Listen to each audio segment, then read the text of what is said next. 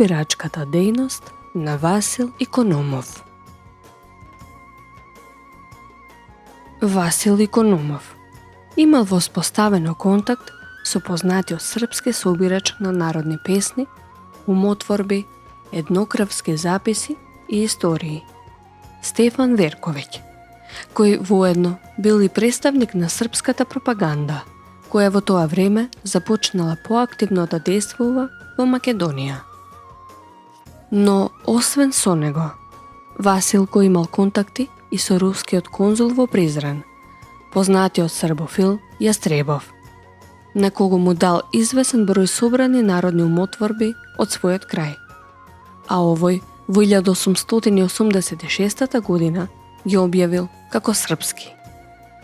Најверојатно, овие контакти ги остварил преку својот добар пријател и истомисленик Теофил Жунгуловски, кој бил во постојана преписка со овие личности. Точно не се знае од кога Васил Икономов започнал да се занимава со собирање на народни умотворби, но се знае дека покрај контактите што ги имал со србинот Верковиќ, тој имал контакти и со бугарот Шишманов, познат славист.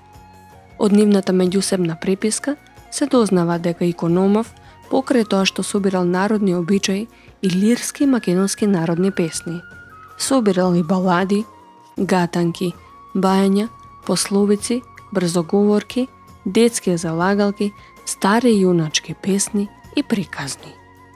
Мал дел од неговите собрани умотворби биле објавени во првите два броја на монументалниот зборник на народни умотворенија од 1890 година, издаден во Софија.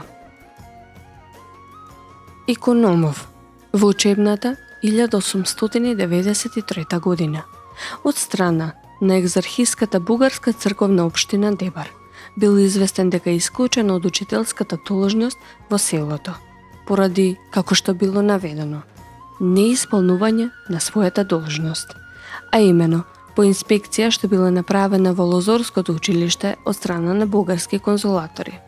Се открило дека предавањата се извршувале на мијачко наречје, а не на бугарски јазик како што барала екзархијата, за што Василко примал плата.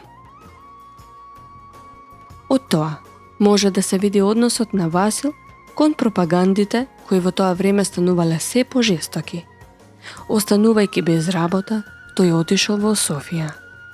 Таму се сближил со Коста Шахов, организаторот на младата македонска книжевна дружина во Софија и уредник на Весникот Македонија, каде што во тоа време се врткал и стариот Марко Цепенков.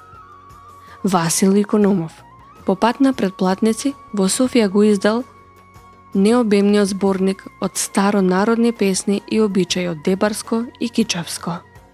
Книгата имала 162 страници, со 275 песни, со обичаите и списоци на вкупно 754 претплатници.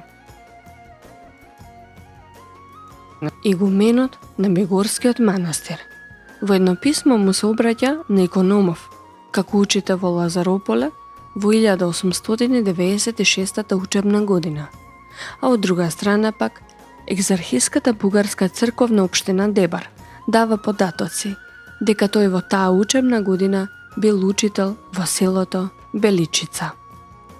Во 1895 година, но овој пат во Солун, и со одобрување на надлежните турски власти, Икономов го издава својот втор зборник на народни песни под името Зборник од старонародни умотворенија од Дебарско, Кичевско и Охридско.